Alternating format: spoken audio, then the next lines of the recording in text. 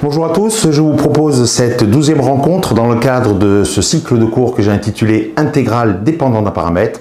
Je vous rappelle que lors de nos précédentes séances, nous avons, toute dernière séance en tout cas, abordé les intégrales généralisées qui dépendent d'un paramètre, où nous avons établi les deux principaux théorèmes. D'une part, le théorème de la convergence dominée, principalement à l'aide du théorème de la convergence bornée, je vous renvoie au chapitre précédent.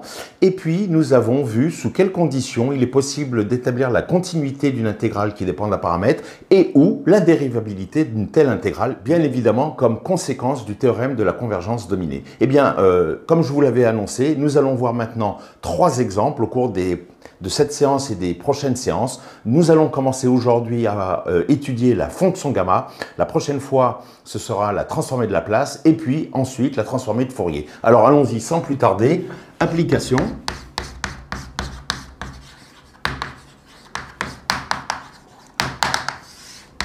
La fonction gamma. Alors vous êtes plusieurs bien évidemment à avoir connu, à avoir entendu parler de cette fonction, la fonction gamma, qui est définie de la manière suivante. Donc définition, quel que soit x appartenant à 0 plus l'infini, eh bien on va noter gamma de x, cette intégrale généralisée qui dépend du paramètre x, de la variable x, comme l'intégrale de 0 a plus l'infini de e puissance moins t, t puissance x moins 1 dt. E puissance moins t, t puissance x moins 1 dt. Alors on va voir un certain nombre de propriétés, non seulement celles qui sont en rapport avec la continuité et la dérivabilité, puisque nous sommes dans le cadre d'application de nos fameux théorèmes de la précédente séance, mais nous allons voir tout de suite un certain nombre d'autres propriétés qui méritent le détour quand même, comme vous allez le voir. Alors première chose, on va dire convergence de l'intégrale.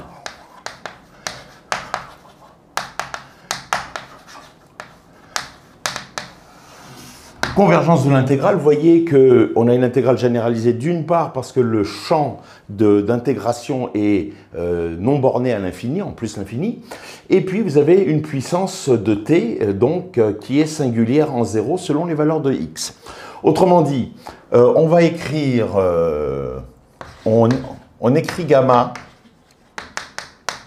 sous la forme,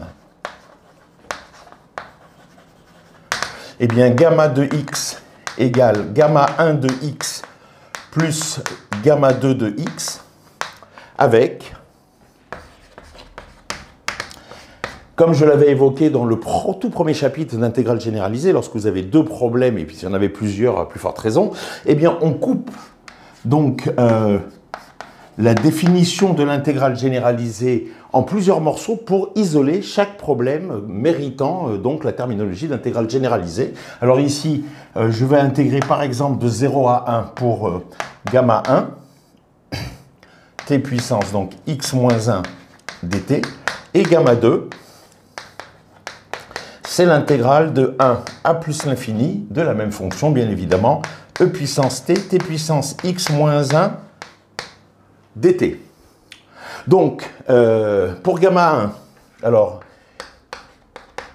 convergence de gamma 1 maintenant, on va prendre les deux séparément, hein. Convergence de gamma 1. Alors on va, comme on dit en bon français, expédier les affaires courantes, hein, sur, donc premier point, sur tout intervalle de la forme epsilon 1, epsilon positif, eh bien, la fonction qui a t associe e puissance moins t, t puissance x moins 1 est intégrable au sens de Riemann, si vous voulez, au sens de Riemann. Pourquoi? Parce que vous évitez le 0, puisqu'on est sur epsilon strictement positif, l'intervalle epsilon 1. Donc la fonction ici est une fonction parfaitement définie et continue, donc Riemann intégrable. Autrement dit, eh bien, la fonction qui a t associe e puissance moins t, t puissance x moins 1 est localement intégrable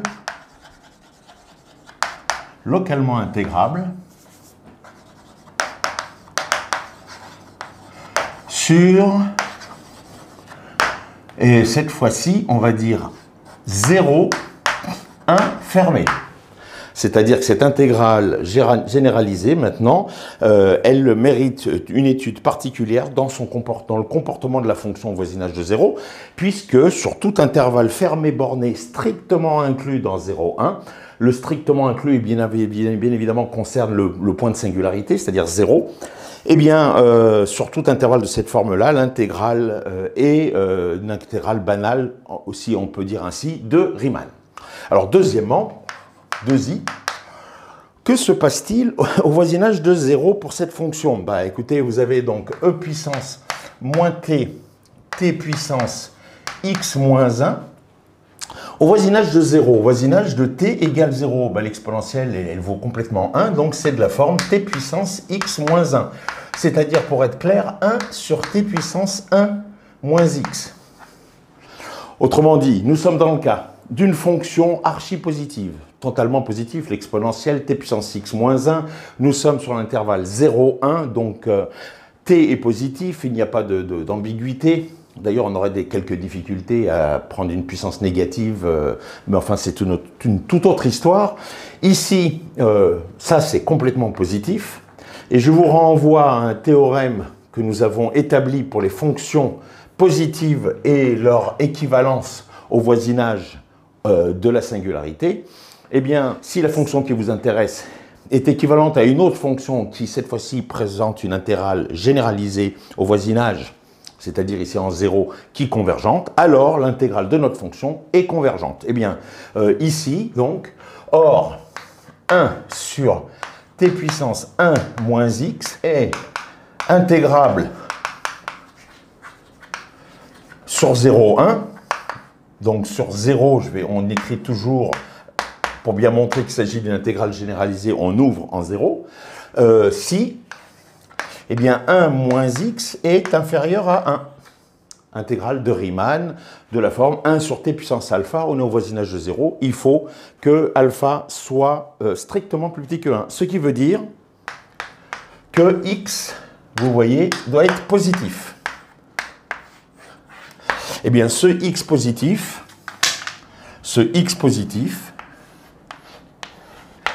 on comprend maintenant d'emblée pourquoi on a défini l'intégrale de la fonction gamma à l'aide donc d'une variable qui ne peut pas vivre en 0, en quelque sorte, puisque là, on aurait un blocage. Voilà. Donc, ça implique que gamma 1 est défini quel que soit x positif. Alors, il nous faut voir maintenant gamma 2. Autrement dit, quand je dis est définie, ça veut dire que l'intégrale qui définit gamma 1 est convergente. Eh bien, voyons voir ce qui se passe pour gamma 2. Alors, pour gamma 2, nous sommes cette fois-ci au voisinage de l'infini. Donc, ce que j'ai dit là, ici, rappelez-vous, pour la locale intégrabilité sur 0, 1, eh bien, ça vaut pour la même chose pour gamma 2. Pour la même fonction, elle est localement intégrable sur 1 plus l'infini, évidemment, pour les mêmes raisons. Donc, gamma 2. Alors, gamma 2, je ne sais pas si j'ai mis ça comme ça. Oui, convergence de gamma 2. Convergence de gamma 2. Et pour mémoire, gamma 2, c'est cette fois-ci de 1 à plus l'infini, donc de e puissance moins t, t puissance x moins 1 dt. Donc, rebolote un peu à l'image de ce qui est ici. Je le dis très rapidement, petit i, la fonction qui à t associe e puissance moins t, t puissance x moins 1 est localement intégrable sur 1 plus l'infini. Même cause, mêmes effets, c'est une fonction qui est définie continue, surtout fermée, bornée, strictement inclus, cette fois-ci pour le coup, dans l'intervalle 1 plus l'infini. Donc, quand je dis pour le coup, on va dire même comme ça, puisque 1 ne présente absolument aucune difficulté, tout va bien. Alors, à l'infini, donc on a une fonction positive. C'est l'intégrande est positive. Donc, on va trouver une équivalence ou une majoration qui garantisse la convergence.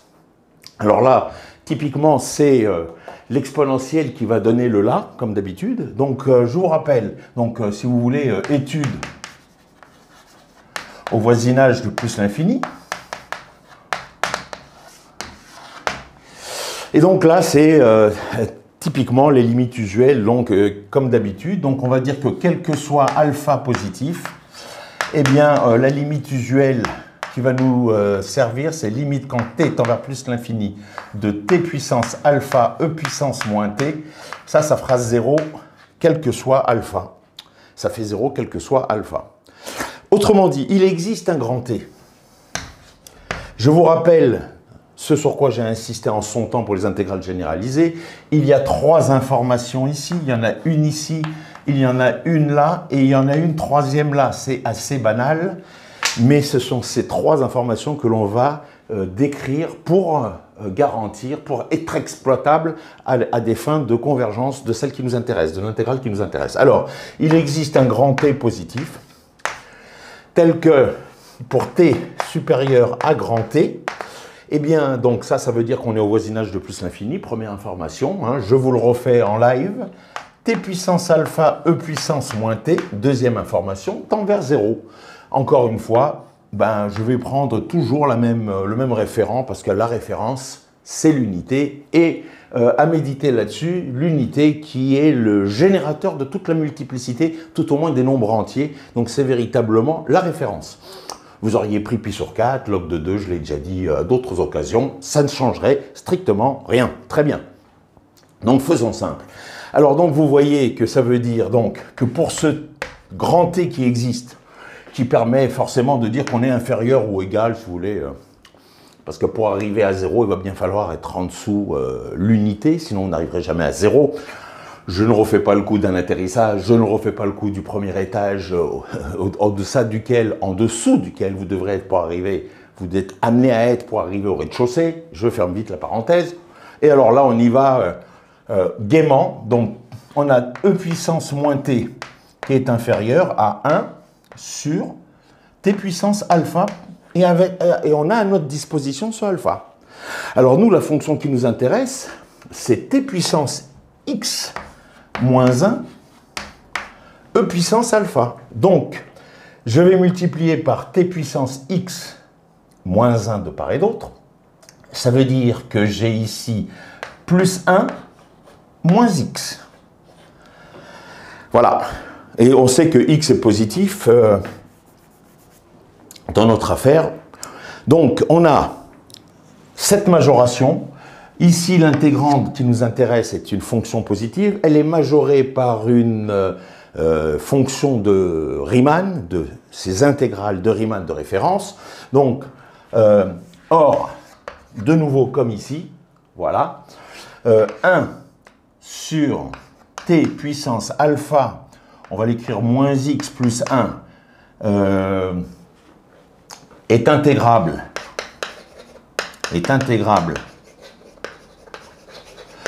sur, alors 1 plus l'infini, si quoi? Eh bien, si son exposant, cette fois-ci, est strictement supérieur à 1. N'est-ce pas? Donc ça, on l'a déjà vu. Si donc l'exposant alpha moins x plus 1 est strictement supérieur à 1, ce qui veut dire si alpha est supérieur à x. Donc en fait, où est-ce qu'on en est? On en est qu'on a utilisé une famille de limites. Donc on a notre alpha positif à notre disposition. Et on se pose la question, s'il existe un alpha positif supérieur à x qui est lui-même positif, ben évidemment que oui. Donc il suffit de choisir, on choisit, alors je vais vous donner 2 choix pour que vous compreniez, on choisit par exemple alpha égale x plus 1, quoi, si vous voulez.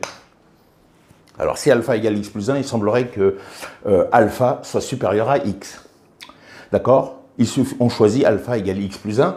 Donc si vous remplacez ici alpha par x plus 1, ça va donner quoi? Ça va vous, si j'ai donné un choix, hein, mais vous pourriez prendre alpha égale x plus petit epsilon, pas le epsilon de tout à l'heure, hein, alpha plus x, pardon, vous auriez pu prendre x égale x plus eta, eta strictement positif. Tout va bien.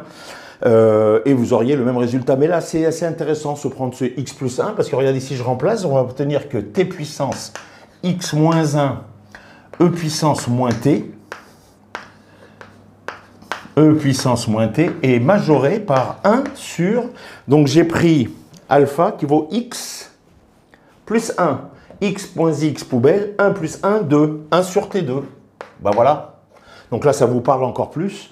À partir du moment où la fonction qui nous intéresse est majorée par 1 sur t2 qui engendre une intégrale de Riemann convergente à l'infini, celle qui nous intéresse est convergente. Donc, moralité, gamma 2, je vais l'écrire ici, gamma 2 est défini, quel que soit x, positif. Voilà, quel que soit x positif, en fait, la stricte positivité de x est véritablement conséquente de l'étude sur gamma 1. Donc on a compris, si vous voulez, d'où vient le domaine de définition de cette fonction gamma de x. Et alors, pourquoi est-elle si prisée en quelque sorte? Pourquoi est-elle introduite? Alors, elle intervient de manière massive dans de nombreuses applications. On va voir une propriété en quelque sorte majeure de cette fonction gamma qui a fait sa célébrité en quelque sorte. Propriété de fonction gamma. Si on écrit gamma de x plus 1, bien c'est l'intégrale de 0 à plus l'infini de e puissance moins t.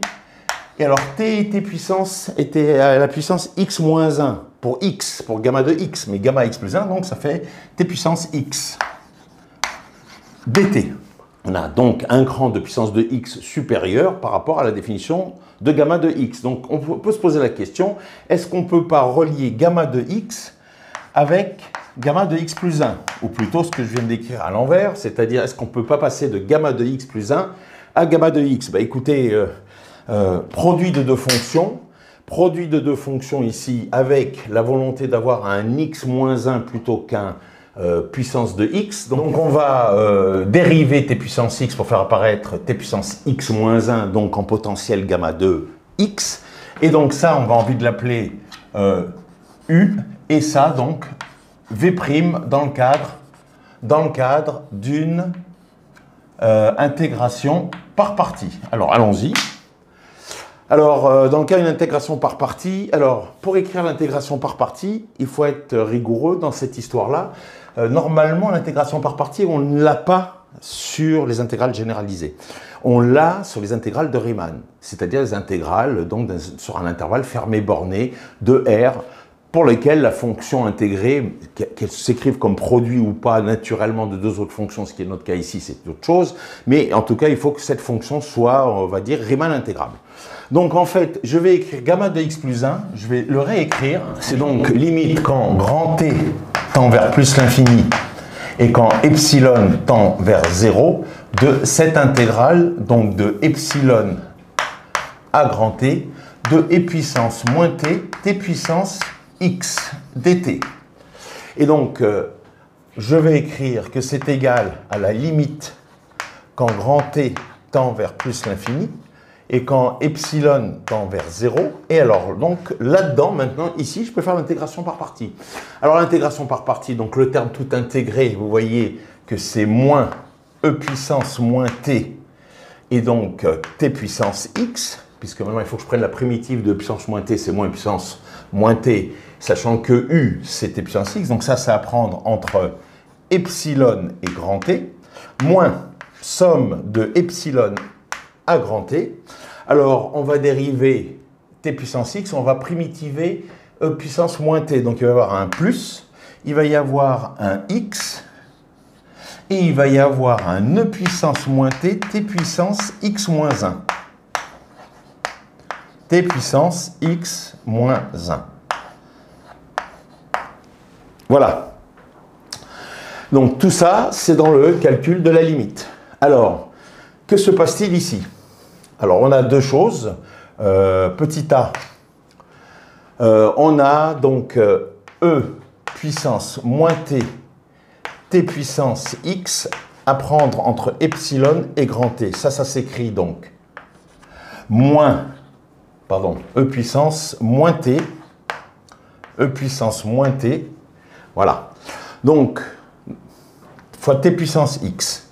Donc, avec la prise de valeur en grand T, ça fait E puissance moins grand T, je voulais l'écrire directement, grand T puissance x, moins, donc plus, eh bien, E puissance moins epsilon, epsilon puissance x. C'est bien ça. Alors, on a limite quand grand T tend vers plus l'infini de moins E puissance moins t, t puissance x, sachant que x est positif, évidemment, c'est l'exponentielle qui va l'emporter, ça donne 0. Et puis on a limite quand epsilon tend vers 0 de E puissance moins epsilon, epsilon puissance x. Alors, c'est l'occasion, hein, si vous voulez. Enfin, on peut voir aussi que ça fait 0 si vous voulez.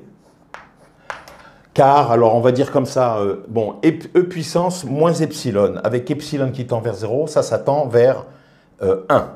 Un peu comme ici, ça tendait vers 0, et donc c'est ça qui donnait le là. Alors, t puissance 6 comme epsilon puissance x, car, alors pour le deuxième surtout, epsilon puissance x, c'est ni plus ni moins que E puissance x ln de epsilon, puisque epsilon est positif.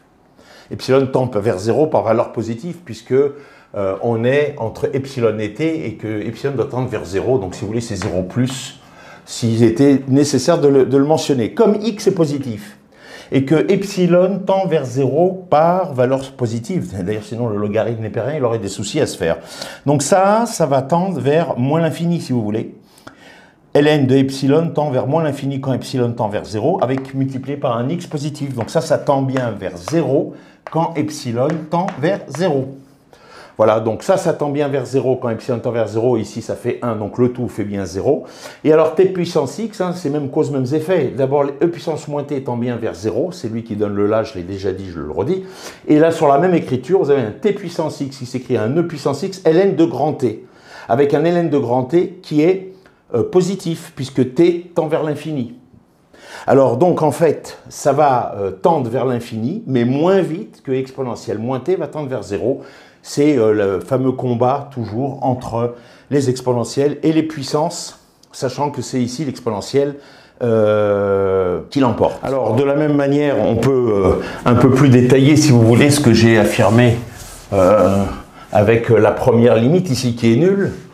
Mais bon, c'est un calcul de limite élémentaire. On a E puissance moins t, hein, j'enlève le signe moins qui ne pose pas vraiment, présente pas d'intérêt dans notre histoire. T puissance x et E puissance moins t, E puissance x ln de t. C'est bien ça. Et donc, ln de t tend vers l'infini. Et donc, ça tend vers l'infini. Et ça tend vers 0. Et j'ai affirmé que c'était nul. On est bien d'accord. Alors, pour le voir, si jamais il y avait le moindre souci, comment on procède? Je vais prendre la fonction de grand T ici. Je vais poser, on pose phi de grand T égale E puissance moins grand T fois T puissance X. Alors, tout est positif, donc je vais prendre le logarithme de cette affaire-là. Et donc, j'ai que ln de phi de t s'écrit donc ln de E puissance moins t, c'est-à-dire moins t, plus ln du produit, plus ln de t puissance x, c'est-à-dire x ln de t. Donc ça, évidemment, vous avez cette histoire-là qui va tendre, quand t tend vers plus l'infini, vers moins l'infini. Donc si le log tend vers moins l'infini, c'est que son argument tend vers 0, c'est ce que j'ai annoncé ici. Alors juste ici, vous allez me dire, non, non, mais là on n'y est toujours pas. Ben, si vous y êtes, hein, vous allez dire que c'est t facteur de moins 1 ou moins t, facteur de 1, moins x, ln de t sur t. Voilà. Et donc là, ln de t sur t, quand t tend vers l'infini, alors là, ça tend de nouveau, ça tend vers 0. Par exemple, vous appliquez la règle de l'hôpital, c'est une très belle occasion. Enfin, ou vous le savez, c'est une limite usuelle, mais si vous ne le savez pas, ben, la règle de l'hôpital s'applique sur place, immédiatement. C'est de la forme, donc, l'infini sur l'infini, première histoire de la règle de l'hôpital, c'est dérivable pour tout t positif. Et troisièmement, donc les deux fonctions, hein, le numérateur comme le dénominateur. Et alors maintenant, ça va être égal à la limite de f' sur g'. Si cette limite existe, attention, n'oubliez pas cette troisième clause. Hein, parce que si la limite de f' sur g' n'existe pas, ne dites pas qu'elle est égale à la limite de f sur g, qui pourrait exister, justement, il y a des contre-exemples fameux. Alors par contre ici, si je dérive le numérateur, ça me donne du 1 sur t. Si je dérive le dénominateur, ça me fait du 1. Donc ça fait 1 sur t. Quand t tend vers l'infini, ça fait 0. Ben voilà, c'est ce qu'on avait annoncé ici. Donc ça veut bien dire, cette histoire-là, que limite de phi de t, quand grand t tend vers plus l'infini, eh bien, est égal à moins l'infini. Moins l'infini. Et donc, ça implique que limite, quand grand t tend vers plus l'infini, de... Alors j'ai dit phi de t, non, de ln de phi de t, ça tend vers moins l'infini, et donc ça veut bien dire que la limite de phi de t quand t tend vers plus infini, eh bien c'est donc 0 plus. Voilà. Beaucoup d'énergie dans cette craie ce soir. Donc le terme tout intégré est nul. Puisque avec la partie en grand T, on vient de le voir en détail, on a donc une limite qui vaut 0. Et quand epsilon tend vers 0, l'autre terme tend vers 0. Bilan. Eh bien, gamma de x plus 1. Vous voyez que c'est la limite quand t tend vers plus infini et quand epsilon tend vers 0 de cette intégrale-là, multipliée par x, c'est-à-dire x fois gamma de x, ni plus ni moins, puisque quand vous faites tendre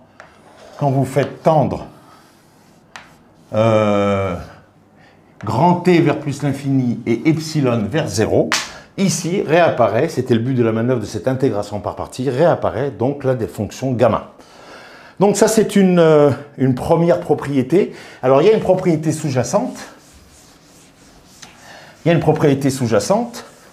Donc ça c'est valable quel que soit x positif, hein, on est bien d'accord, puisque c'est là où la fonction gamma est définie.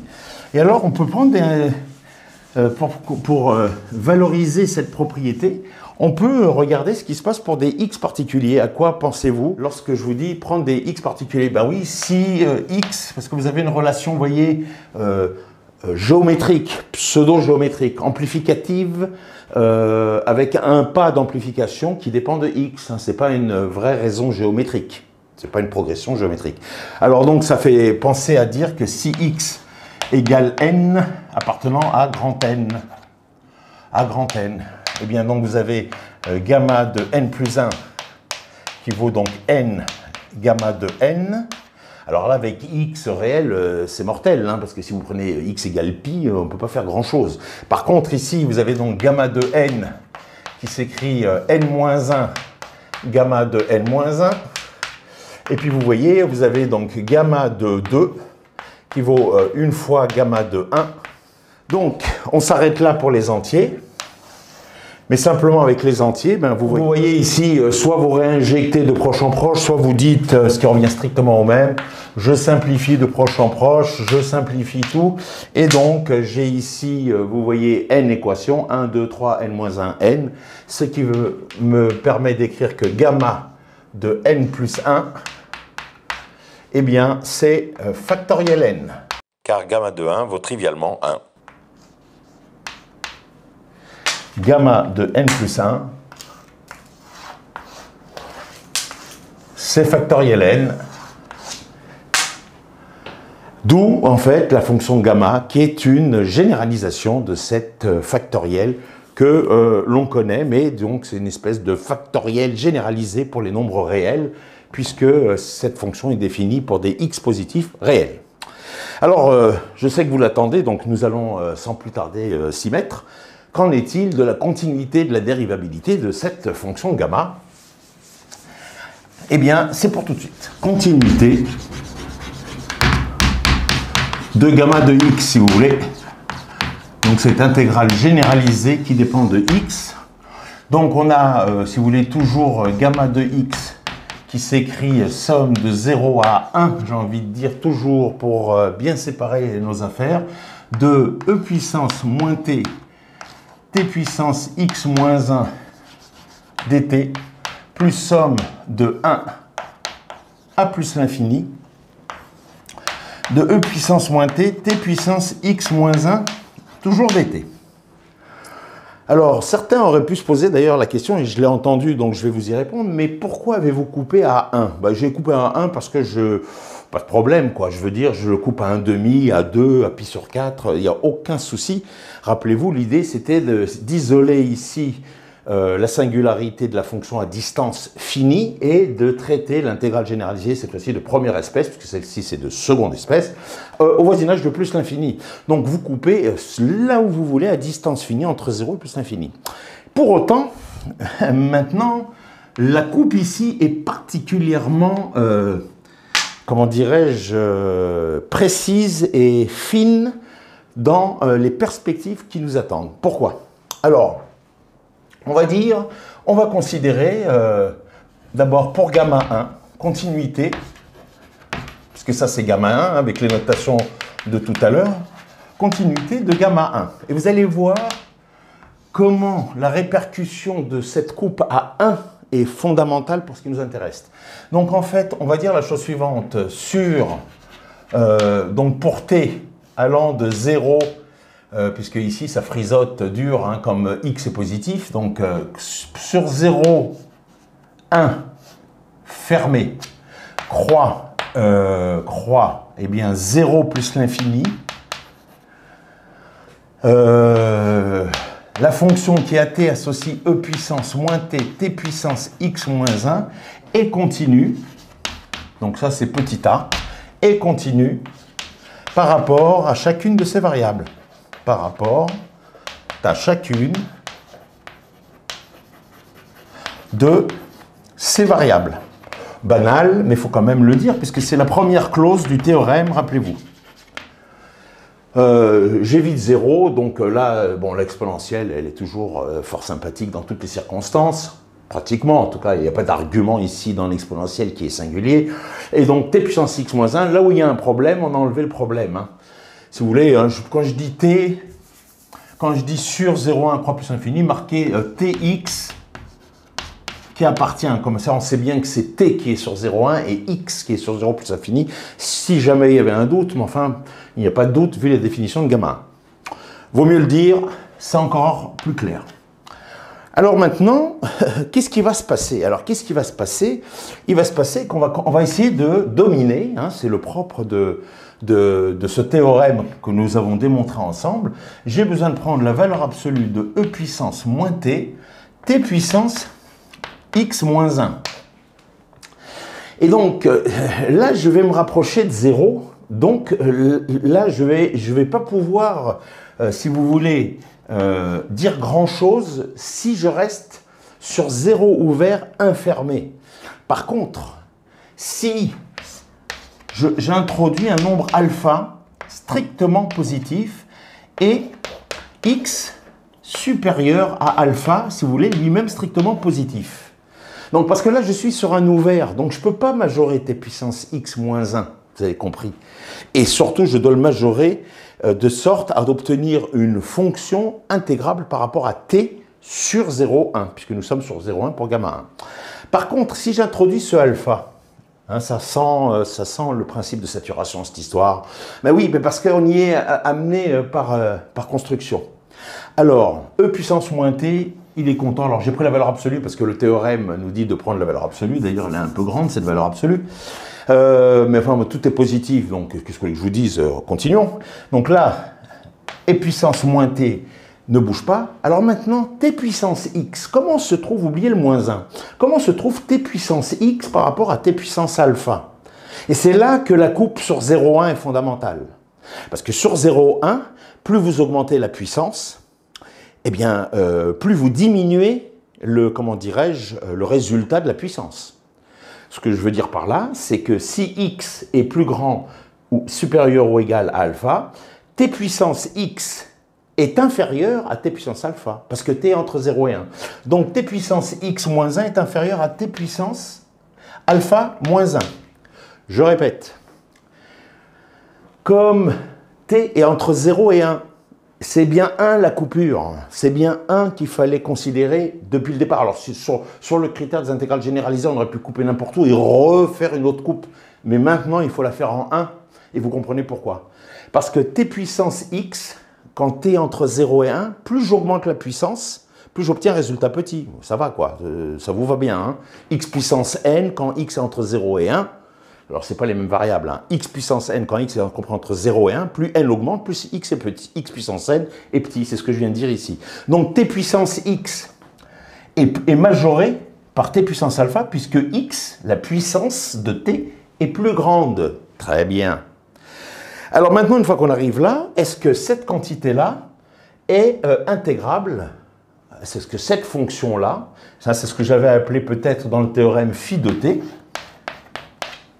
Donc, est-ce que cette fonction phi de t est intégrable sur 0,1? Bah, écoutez, cette fonction phi de t, elle vit bien sa vie, à part en 0, hormis la valeur 0. Voilà. Donc, or, alors vous voyez, on va être amené toujours à utiliser les mêmes outils, mais ils sont tellement génériques qu'il faut quand même que vous les accapariez, hein, il faut les adopter totalement.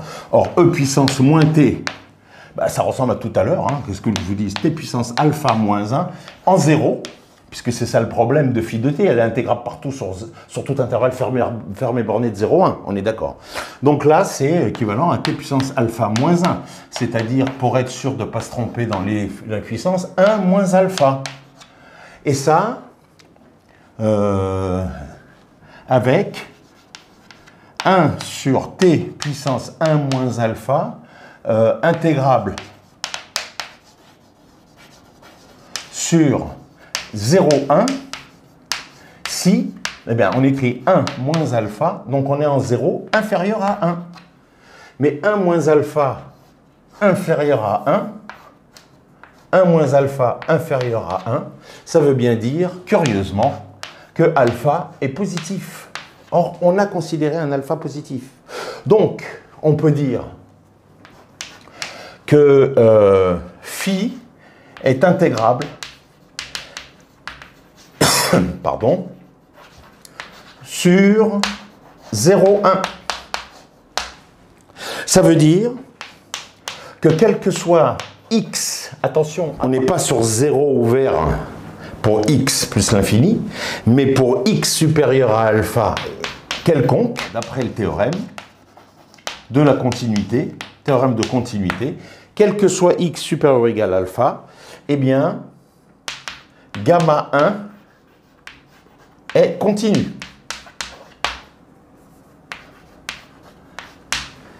D'accord, donc ça c'était pour gamma 1. Pour gamma 2, continuité de gamma 2. Alors, regardez bien, continuité pour gamma 2, on a la même histoire, sauf qu'attention, gamma 2, on est pour t supérieur à 1. Donc, on va dire maintenant qu'on ne peut pas aller pour t jusqu'à plus l'infini de nouveau, parce que sinon, t puissance x, le x allant à l'infini, on ne pourra pas le majorer. On va pouvoir le majorer que si on le borne, la valeur de x. Autrement dit, je vais dire, comme tout à l'heure, donc ça c'était le petit a, pardonnez-moi, ça c'est le petit b. Petit a pour gamma 2, mettons de l'ordre, quel que soit tx appartenant, alors cette fois-ci à 1 plus l'infini,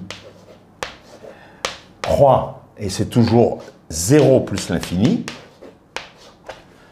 Donc la fonction t qui associe e puissance moins t, t puissance x moins 1, est continue par rapport à chacune de ces variables, et est continue par rapport à chacune de ces variables.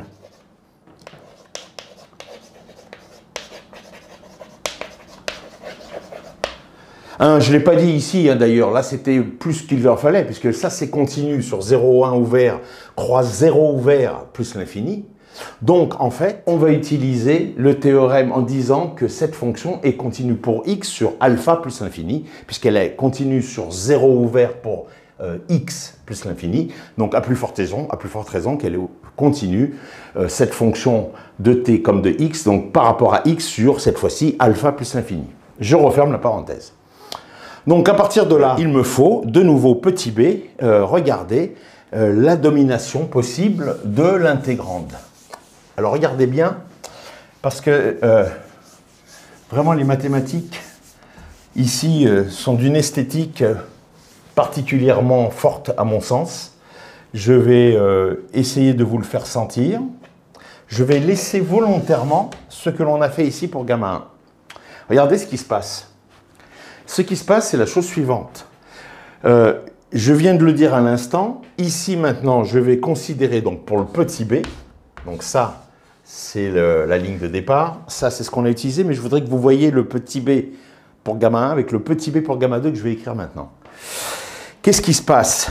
Eh bien, il se passe la chose suivante. Comme j'ai dit, on va devoir toujours dominer t puissance x moins 1, sachant que l'exponentielle, elle va nous être très utile pour la convergence de l'intégrale. Regardez ça un peu, là, dès qu'on met ça, on est tranquille pratiquement, à moins d'avoir une hyper pathologie qui va contrer cette fonction exponentielle. Au niveau de la convergence de l'intégrale entre 1 et plus infini. Alors, comment faire? Parce que t puissance x ici, x, si vous voulez, je l'ai écrit sur 0 plus l'infini. Comment je fais pour majorer? Parce que comme t est supérieur à 1, quand x augmente, puisque t est supérieur à 1, cette fois-ci, supérieur ou égal à 1, eh bien donc, j'augmente t puissance x quand x augmente. Alors tout à l'heure, il diminuait. C'était là. Donc là, ici, je vais dire soit, alors on l'a appelé alpha, soit bêta positif et x appartenant 0, bêta. 0, non, parce qu'on a dit déjà qu'on avait un problème en 0. Mais par contre, ce qui est sûr, c'est que t puissance x est majoré par t puissance bêta. Donc moins 1 suit. Puisque cette fois-ci, t est supérieur à 1. Donc si t est supérieur à 1, quand x est augmenté, là on a, si vous voulez, un x inférieur à bêta. Donc t puissance x est inférieur à t puissance bêta parce que t est supérieur à 1. Et alors donc, maintenant, il nous faut voir cette fonction, appelons-la psi de t. Est-ce que psi de t est intégrable à l'infini? Belote, rebelote, 10 de der, ça faisait longtemps que je ne vous l'avais pas dit, mais je vous le dis, voilà. Alors, mais c'est intéressant de le revoir, ça. Parce que, or, hein, bah oui, là, on a une puissance, bêta, il peut être grand, hein, mine de rien, soit bêta positif, alors on pourrait le prendre même s'il n'était pas grand, mais bon, quand même, ça fout le camp à l'infini, cette puissance de t puissance bêta moins 1. Hein. Quel que soit, alors alpha, bêta, gamma, positif, je vais réutiliser la limite de tout à l'heure. La limite quand t tend vers plus l'infini de t puissance gamma, e puissance moins t, égale 0. Ça veut bien dire qu'il existe un grand T positif, tel que quand t est supérieur ou égal à grand T, eh bien vous ayez e puissance moins t qui est inférieur ou égal à 1 sur t puissance gamma. Comme tout à l'heure, hein, même aux notations près. Donc, je vais multiplier par t puissance bêta moins 1, qui est le candidat ici de la domination dans le cadre du théorème de continuité. Et donc, il faut que je multiplie par t puissance bêta moins 1. Donc, ça va me faire moins bêta plus 1. Bah, on a eu la même structure tout à l'heure. Donc, si gamma moins bêta plus 1, alors on est au voisinage de l'infini pour t, puisqu'on est de 1 plus l'infini, et donc supérieur à 1, c'est-à-dire, eh bien, si gamma est supérieur à bêta, cette intégrale est convergente, l'intégrale de 1 plus infini de cette intégrale de Riemann est convergente, et psi est intégrable. Ben oui, c'est robolote. OK, si gamma égale bêta plus 1, par exemple, robolote, puisque bêta, bêta est fixé, soit bêta, entre 0 et bêta, et ben on va prendre un gamma qui vaut bêta plus 1, bêta plus epsilon, bêta plus eta, vous faites ce que vous voulez, ça ne changera rien, mais en faisant le plus simple comme ça, avec bêta plus 1, ben vous voyez ce qui se passe, hein, je prends gamma égale bêta plus 1, de nouveau j'ai du 1 sur T2, d'accord. Et donc, on atterrit sur cette histoire, c'est-à-dire que gamma 2, donc, j'ai donc que psi est intégrable par comparaison sur 1 plus l'infini, alors est intégrable sur 1 plus l'infini, et on a donc, d'après le théorème de continuité, toujours, d'après le théorème de continuité, on a donc que, quel que soit x appartenant à l'intervalle, alors cette fois-ci 0, 0 bêta, gamma 2 est continu. Donc vous voyez comment on va recoller les morceaux, maintenant bilan. Eh bien, bilan, on a les choses suivantes. Quel que soit alpha positif, gamma 1 est continu sur alpha plus l'infini. Quel que soit maintenant bêta positif, gamma 2 est continu sur 0 bêta. Donc, je vais dire par saturation,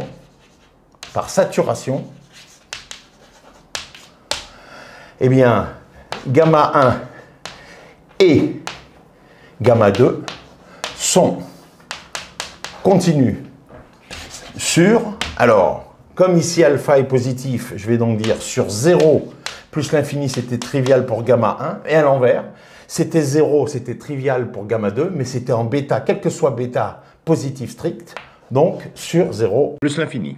Et donc, gamma égale gamma 1 plus gamma 2 est continu sur 0 plus l'infini. Voilà pour la continuité. Il faut prendre pas à pas les différentes difficultés et les traiter en fonction du passif, qui est un actif très puissant, c'est-à-dire les intégrales généralisées. Alors voyons la même chose maintenant pour la dérivation. C'est pour tout de suite. Donc on y va. Dérivabilité de gamma.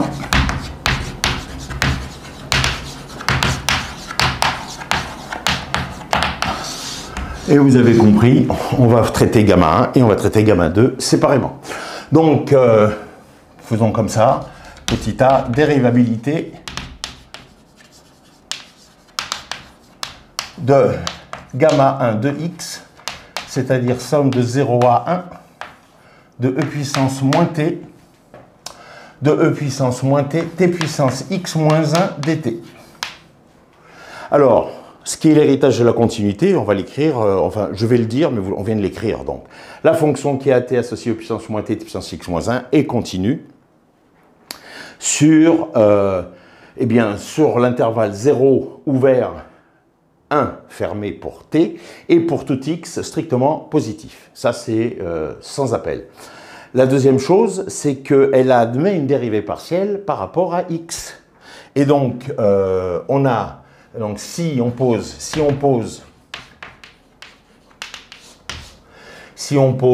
f, petit f de t de x égale e puissance moins t, t puissance x moins 1, eh bien, on a que d rond f sur d rond x en t et en x. Alors, attention, il y a un e puissance moins t qui est complètement passif, complètement qui passe au travers complètement de la dérivation. Alors t puissance x moins 1, comment on dérive ça? Donc c'est la dérivée de t puissance x moins 1. T puissance x moins 1, c'est e puissance x moins 1 et ln de t tout simplement, puisque t est positif. et il faut faire prime, si vous voulez. Il faut faire prime par rapport à x. D'accord.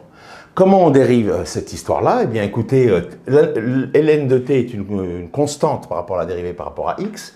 Donc, vous avez un e puissance moins t, il y a un ln de t qui apparaît, fois e puissance x moins 1, ln de t. Je répète, cette fonction de x qui est une exponentielle composite de x, enfin c'est de la forme e puissance alpha x, puisque ici ça c'est une constante, mais donc disons-le tout de suite, la dérivée de e puissance alpha x, alpha e puissance alpha x. Donc le alpha, le voilà, c'est ln de t, et puis il reste e puissance, la fonction elle-même. D'accord, donc ça me donne finalement que df, on va le réécrire autrement, df sur dx en t et en x, c'est ni plus ni moins e puissance moins t ln de t, t puissance x moins 1.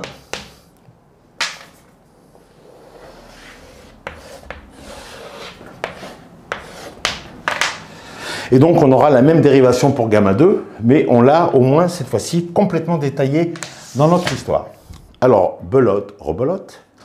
Il nous faut maintenant, donc une fois qu'on a dit que, non, je ne l'ai pas dit, mais je vais le redire, donc, quel que soit tx appartenant, alors t il est sur 0, 1 fermé, et x, a priori, je vais le prendre sur 0 plus l'infini,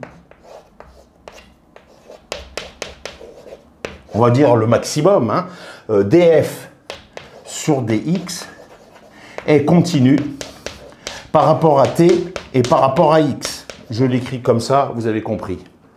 Continue par rapport à t et par rapport à x. Donc ça, c'est la première clause de supplémentaire qu'il convient de vérifier pour la dérivabilité. Sachant que pour la continuité, on hérite de ces propriétés. Et donc, il nous faut maintenant regarder, si vous voulez, la valeur absolue de df sur dx en t et en x et voir comment on a une majoration qui convienne. Attention, t est entre 0 et 1. Autrement dit, ici, le logarithme népérien est négatif. Donc, en fait, la valeur absolue, elle ne touche pas l'exponentielle, mais elle touche le logarithme népérien. Ah oui. Et puis t puissance x moins 1, non. Mais alors t puissance x moins 1, on va dire comme tout à l'heure que c'est inférieur à t puissance alpha moins 1,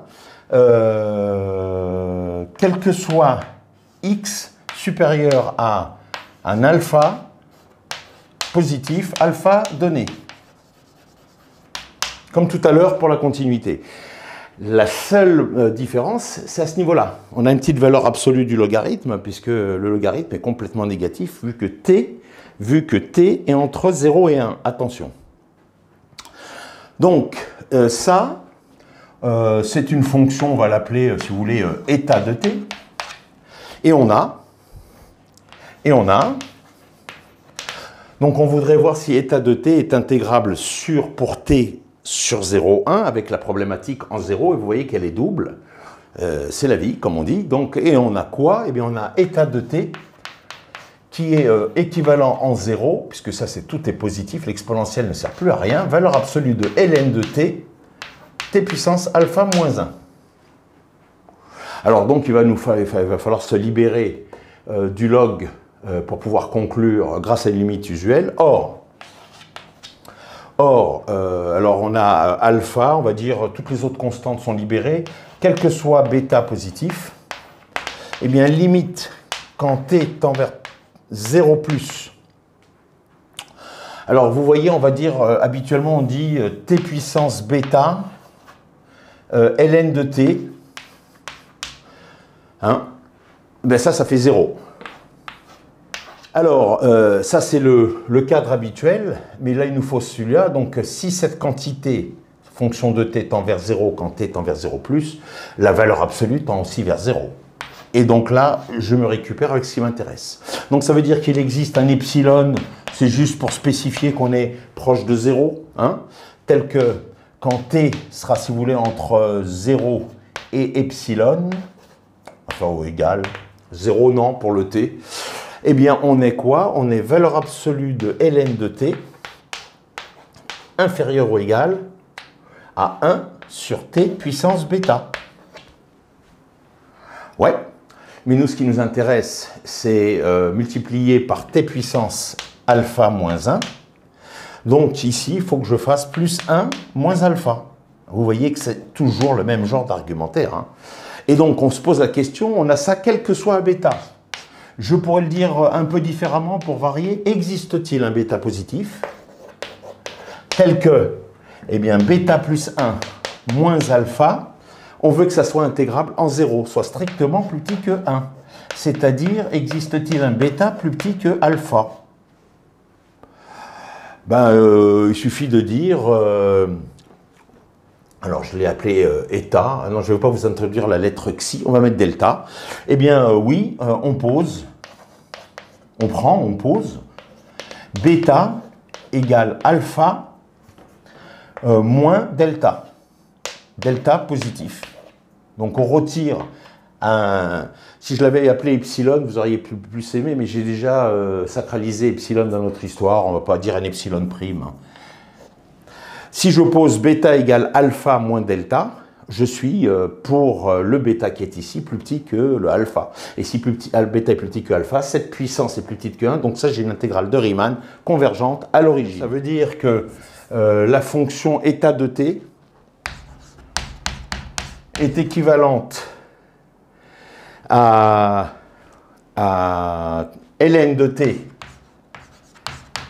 t puissance alpha moins 1, t puissance alpha moins 1, hein, ça c'était, je reprends la ligne qui est ici, à condition que x, etc. On est d'accord, on revient après sur x, et ça c'est majoré, eh bien, vous voyez, par 1 sur, alors, bêta vaut alpha moins delta, donc il me reste 1 moins delta.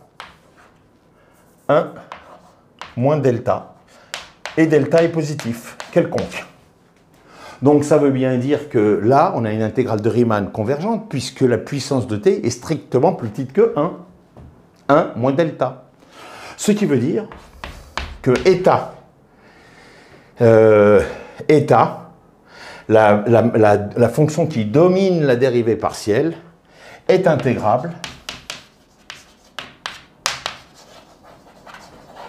sur 0, 1. Alors 0 ouvert, 0 ouvert, 1.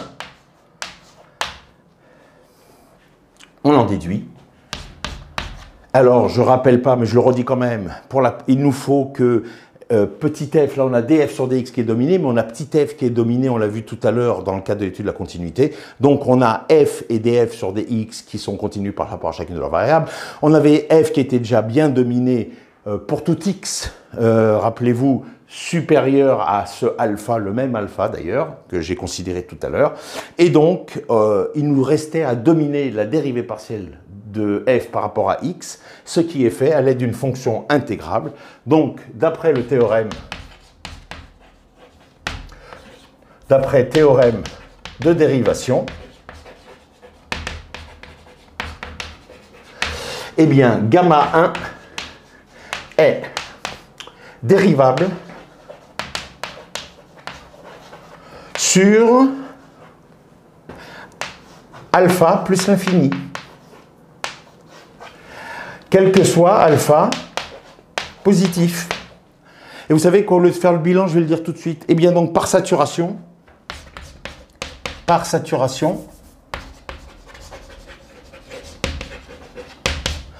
eh bien gamma 1 est dérivable sur 0 ouvert plus l'infini. Voilà. Vous avez encore un peu de force, mais oui, vous les avez. Nous allons terminer. Il nous faut faire maintenant le traitement spécifique sur gamma 2 concernant sa dérivée. Eh bien, ça va poser aucune difficulté. C'est pour tout de suite, à l'image de ce qu'on vient de faire. Juste pour rappel, gamma 2, c'est somme de 1 à plus l'infini. Donc de e puissance moins t, t puissance x moins 1 dt, df sur dx, ça n'a pas changé, c'est un e puissance moins t, ln de t, t puissance x moins 1, Même cause, mêmes effets. Alors là, ici, attention, T, hein, ça c'est continu. Par rapport à T et par rapport à T et par rapport à X, quel que soit Tx appartenant, donc T, là ici, on va être un peu plus clair, E puissance moins T. Vous trouvez que c'est moins clair? Vous avez raison. Donc T ici va aller de 1 à plus l'infini, et X toujours sur 0 plus l'infini. Mais de nouveau, on va introduire comme tout à l'heure, hormis le logarithme népérien qui apparaît ici, pour la structure avant dérivation, on a les mêmes problèmes par rapport à X.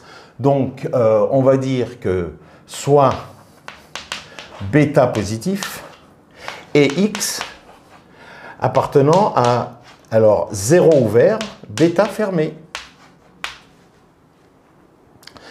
0 ouvert, bêta fermé, eh bien on va dire que valeur absolue de df sur dx en t et en x, alors majoré par l'exponentielle, cette fois-ci on a l'infini, ça va nous servir.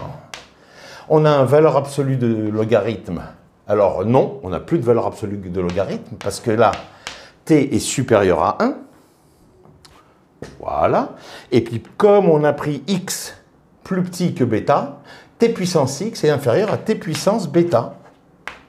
Et moins 1 suit. Voilà. Alors, on a deux choses à faire là. On va l'appeler delta de t. Delta de t, peu importe. À l'infini, comment? Alors, si on doit voir si ça c'est intégrable pour t sur 1 plus l'infini. Donc, est-ce qu'on a une intégrale généralisée? Bah oui. Tant qu'on n'est pas à l'infini, tout va bien, la mer est calme, le drapeau est vert, baignade autorisée. C'est pas de saison, mais vous voyez que la fonction est archi continue, dérive continue, tout simplement, surtout fermée de la forme 1 grand X, 1 pour t, 1 grand T, la fonction qui est ici est, comment dirais-je, parfaitement continue, donc Riemann intégrable. Donc elle est localement intégrable, cette fonction, sur 1 plus l'infini. Est-ce qu'elle est intégrable 1 plus l'infini? Eh bien, écoutez, on a deux choses à dire. Alors, il faut, par exemple, dire... Alors, on va faire simple. On va faire simple. Donc, pour l'exponentielle, vous avez l'habitude, quel que soit alpha, qu'est-ce que je vous dise? On va l'appeler, j'ai déjà appelé bêta. Il n'y a pas assez de lettres dans l'alphabet. Tiens, vous l'aimez? Vous le voulez? Quel que soit xi positif, eh bien, on a limite quand t tend vers plus l'infini de t puissance xi e puissance moins t égale 0. Donc quand t est suffisamment grand, il existe un grand T positif tel que pour t supérieur ou égal à grand T, on est e puissance moins t inférieur ou égal à 1 sur t puissance xi. Donc ça c'est un morceau ici qui va être majoré. Et puis pour le ln de t, alors il y a plusieurs manières de faire. Je pense que ici, si on veut dire, on a aussi ln de t limite. Donc ça, c'était le premier point. Deuxième point, limite quand t tend vers plus l'infini de ln de t sur t. Ben ça fait 0. Ah oui, parce que si vous faites un t puissance alpha, enfin un t puissance truc muche fois ln de t à plus l'infini, ça explose. Donc il nous faut une majoration, donc il faut une limite avec encore un 0 pour dire que c'est plus petit que 1, vous avez compris. Alors on pourrait mettre n'importe quelle puissance, mais t va suffire, parce que là on en a tellement, et avec l'exponentielle que ça va suffire. Donc ça veut dire qu'il existe, alors là il existe un t1, et là il existe un t1, et là il existe un t2, positif, tel que pour t supérieur ou égal à t2, qu'est-ce que l'on a?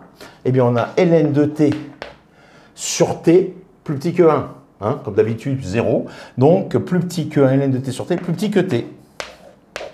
Bah oui, vous le savez bien, hein, quand vous allez aller à la limite, le logarithme passe en dessous la première bisectrice, grosso modo, c'est ce qu'on vient d'écrire. Alors, on sort le train d'atterrissage, on va faire atterrir la grosse bête de 800 tonnes, c'est un 747, mais il n'y a pas de difficulté à le faire atterrir en douceur. Parce que, qu'est-ce qui se passe ici? Je vais prendre, il existe un grand T qui va être le max de T1 et de T2. Hein. Il faut être au-dessus de T1, au-dessus de T2, tel que pour petit t supérieur à grand T, qu'est-ce que l'on est? Eh bien, on est que delta de t, cette fonction ici, là, la dominante de la dérivée partielle en x, telle que delta de t soit majorée par quoi? E puissance moins t. 1 sur t puissance xi, xi à notre disposition positif. ln de t majoré par t. ln de t majoré par t, voilà. Et puis un t puissance bêta. On va l'écrire pour qu'il n'y ait pas de... que vous gardiez les traces de tout. Bêta moins 1. Donc on fait le ménage et il reste. Donc là il reste un 1 sur t puissance xi moins bêta. D'accord. Donc on s'est fixé un bêta et on est sur 0 bêta pour x. Il ne faut pas perdre de vue un peu les choses, tout va bien. Et on a à notre disposition xi. Existe-t-il un xi positif tel que xi moins... Oh là, ouais, on peut le laisser comme ça. Xi moins bêta soit supérieur à 1, on va intégrer à plus l'infini. Hein? C'est-à-dire un xi supérieur à un 1 plus bêta. Ça va pas être dur, hein. Vous fixez un bêta, est-ce que vous êtes plus grand qu'avec un xi plus grand que 1 plus bêta? Vous prenez xi égale 2 plus bêta, et ça devrait faire l'affaire. Voilà. Donc oui,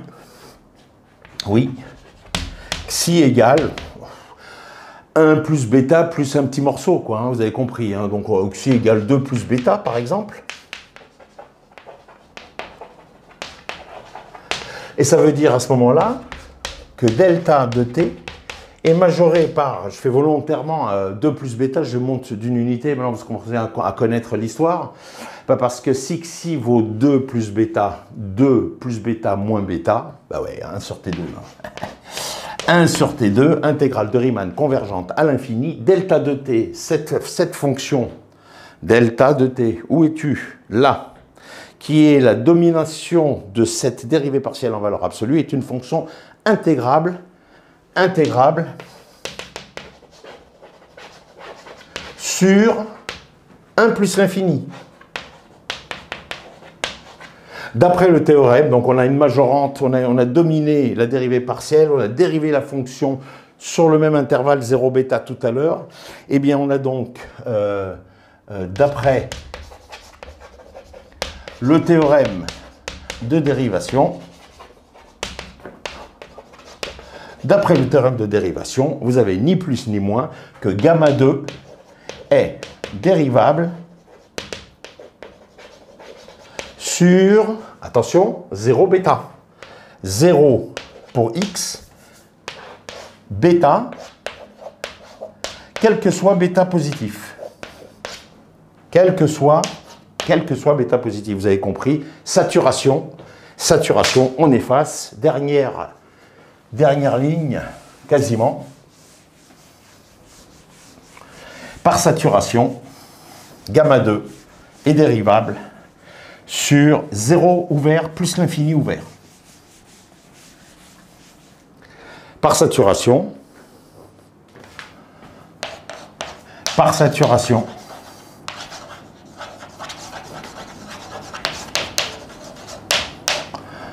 gamma 2 est dérivable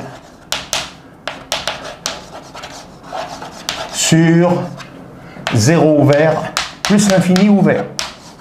Et donc, conclusion,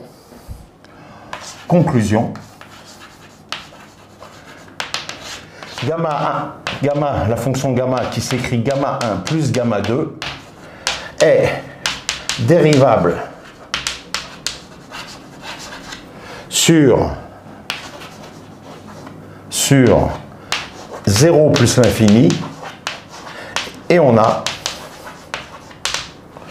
eh bien, gamma prime de x, on échange intégration et dérivation, c'est somme de 0 à plus l'infini, et on l'a vu, C'est donc E puissance moins T, ln de T, T puissance x moins 1 dt.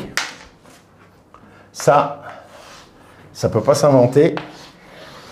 Et surtout, ça nécessite la justification que nous venons de faire. Cela a pris du temps. Il y a une discussion paramétrique.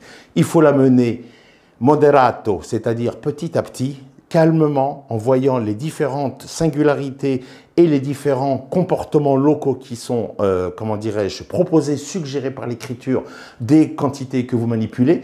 Je vous rappelle, c'est plus écrit au tableau, la grande clé, elle est toute simple. Elle est pour la continuité et la dérivabilité, finalement, d'avoir coupé l'intervalle d'intégration 0 plus l'infini en 1, parce que la puissance de t se comporte différemment. Elle est croissante quand t est supérieur à 1 et elle est décroissante quand t est compris entre 0 et 1. C'était ça la motivation qui nous a fait véritablement utiliser la relation de Chasles avec t égale 1 comme point de coupe. Voilà, je m'arrête là, je vous dis à très bientôt. Protégez-vous, partagez cette vidéo si vous trouvez utile de faire savoir à d'autres camarades, d'autres amis à vous que notre chaîne existe. Et puis la prochaine fois, je vous le garantis, nous allons attaquer la transformée de Laplace. À bientôt, bon courage.